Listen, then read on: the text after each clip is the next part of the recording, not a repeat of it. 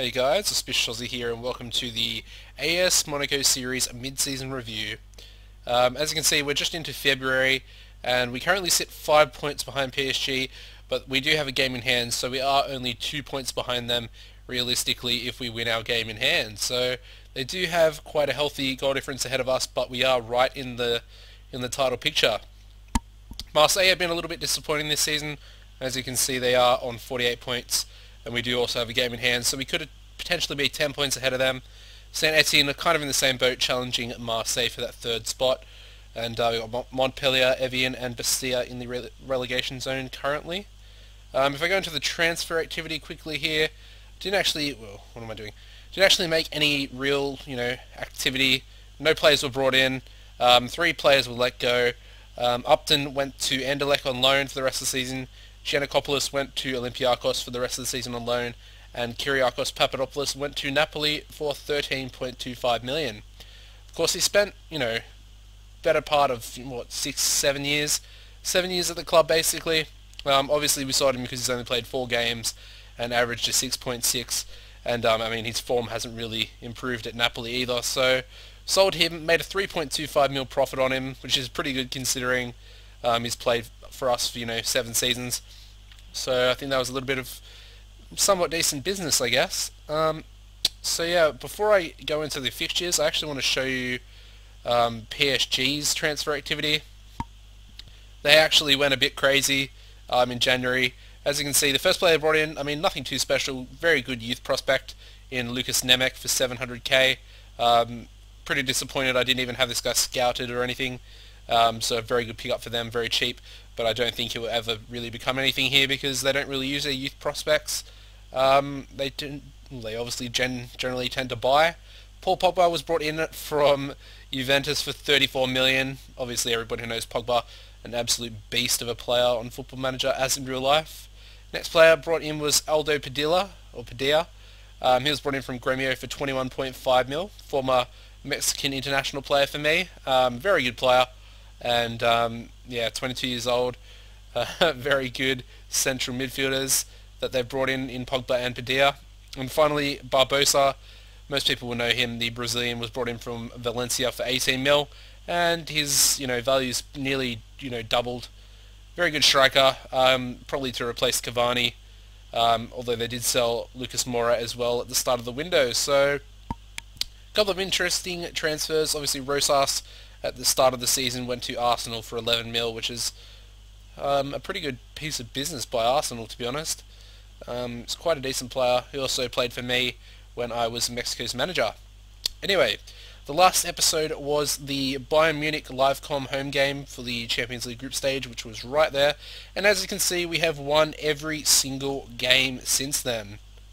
We have been extremely dominant in all competitions, with a lot of clean sheets coming there. What's that, like 6 in a row, 5 in a row, something like that. But we only tend to concede the 1 goal if we concede at all. So Auxerre was up first. We beat them 2-1 away from home. As you can see, Pereira continuing his goal scoring from the Bayern game, and Gulock Hanger as well. Next game up was Roma. We beat them 3-2 in the last group stage game. And as you can see, Eric Pereira did score a goal against us, which obviously we probably should have given him a game, but we did sell him on to Roma for a profit of, it was like 10 million or something. But our goals came from Matip, Adams and Van Eyck in the 89th minute. Next game was FC Metz in the league, beat them 2-1 away from home. 3 away game, did I say home? I meant away. 3 away game victories in a row, which is very good. Campos in the 18th, Gomez in the 88th, and they got one back in the 91st, with Campos picking up man of the match performance there. Evian was up next. We beat them 4-1 in the Coupe de Ligue 4th round at home. As you can see, Gomez, Van Eyck again, Campos and Charles Bassi getting a rare start and a man of the match performance to go with it.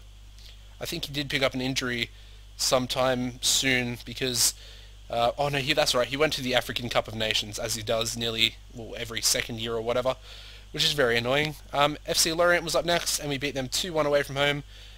Horatio Gomez and Ike Munayin getting our goals there, with Munayin picking up another man of the match performance this season. AS Saint-Etienne was up next, and obviously they are currently coming 4th, challenging Marseille. We beat them 1-0, which was a very, close game for most of it. Ignacio Lopez in the 71st minute gave us all 3 points there, and a very, important 3 points they were. We then faced MDA Chelsea in the Coupe de France 9th round, beat them 4-0. Not as impressive as we, should have been, but, the result is done against this non-league team. Oosteprak in the 7th. Kanga got a brace in the 9th and 10th, so a brace within 2 minutes, and Gomez then in the 27th minute. We then faced Havre Athletic 2 times in a row. First in the league, we beat them 3-0 at home. Gilor Kanga and a brace from Gomez, before we versed them in the Coupe de la Ligue quarterfinal and beat them 2-0 away from home, with Gomez picking up a penalty and Matip picking up a goal for himself as well as man of the match. We then faced, I don't know how to pronounce this name, Aurillac FCA in the Coupe de France 10th round, another non-league team. We beat them 5-0 away from home this time. Pereira again getting a start and a goal to go along with his name. Oosteprak, who hasn't been starting many games, gets a goal for himself. Foray with a brace, and Ignacio Lopez once again on the score sheet. We then faced SC Bastia, beat them 2-1, obviously the relegation contenders. It was 1-1 right up until the 91st minute. A campus opened our scoring, and obviously Lopez got the 91st minute winner. We then had a derby game against Nice, beat them 2-0 at home, which is to be expected because they are a lot weaker than they were in the first couple of seasons. Oosteprak in the 6th minute opened the scoring, and then Gomez finished it off, as well as pick up another man of the match performance for himself. He has actually been in fine goal scoring form this season. We then had a very important game. Obviously, drop points at this time of the season would be fairly bad, but we did manage to beat Marseille 3-1 away from home. Gomez opened the scoring. Kleber then scored a penalty.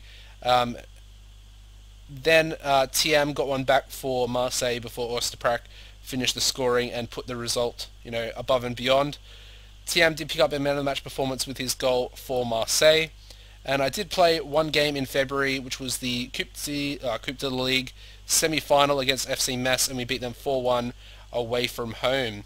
Ignacio Lopez Pereira again, another goal for him. Very good form in the cup competitions. Oosteprak as well. Lars Bender got his first goal for the club in the 89th minute, which was a bit of a special moment just after Metz scored.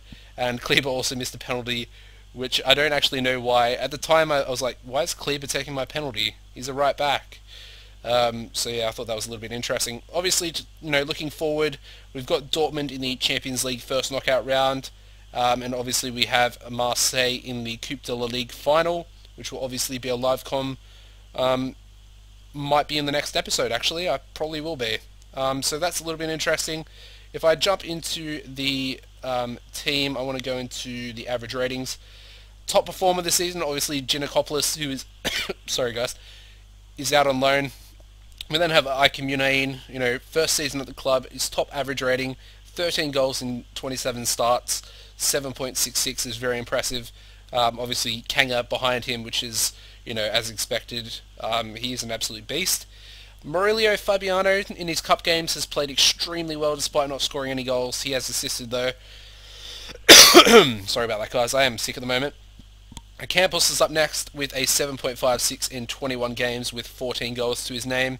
PSG, right at the end of the January transfer window, came in with a $42 million pound offer for him. I did try and negotiate it for $50 million, but they weren't having it, so obviously he stays at the club. I didn't really want to sell to PSG anyway, but I do have enough players to replace him, Oosteprak, and I've got a couple of other, right wingers that definitely need some game time. Adams could play there. We got Bassi can play there, and we've got some other wingers. Majuri can play there, who is out on loan currently. Anyway, Oosteprak's underneath him. Basically, he's understudy, the Turkish wonderkids, 7.42, 24 starts, 8 goals. Then we got Pereira, who again has played very well in cup games. Could challenge, for a first team spot if we didn't have a player of Munane's quality this season. And then we got John Matip with a 7.37. Gomez has scored 16 goals in 23 starts, which is good. And Lopez has scored 10 goals in 12 starts, 8 sub-appearances. Very good stuff. So, yeah. Given a few games to backup goalkeeper Johan Francois. He's played started 13 games. Also played very well. And obviously just a little bit further down is Sommer, who's started 22 and got the exact same average rating. So all across the board, the team is looking quite good. A few of the backup players have got quite shit ratings. Moutinho's played pretty bad. Obviously he's declined quite a bit. Even his passing's gone down. He's got his physicals. They're not horrible, but they're pretty good for a 34-year-old. I have to admit. He's got one more season at the club. I'm just going to continue to use him as a tutor, as well as Lars Benner. But Lars is actually quite good. Um, he's 3 years younger as well, though. I am kind of rambling on now, but yeah, that's basically it for this episode, guys. Hopefully you've enjoyed it. Been a pretty good pre-season, not pre-season, mid-season episode, and we are, fighting for the title. So if you could please give the video a like rating, head over to my channel and subscribe if you haven't already, and don't forget to tune in to the next episode, which will more than likely be the Coupe de la Ligue final against Marseille. Goodbye, guys.